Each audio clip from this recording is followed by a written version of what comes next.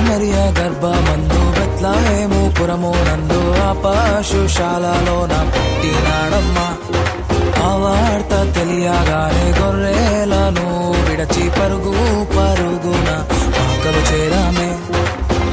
మరియ గర్భమందు బెత్లెహేము పురము నందు ఆ పశుశాలలోన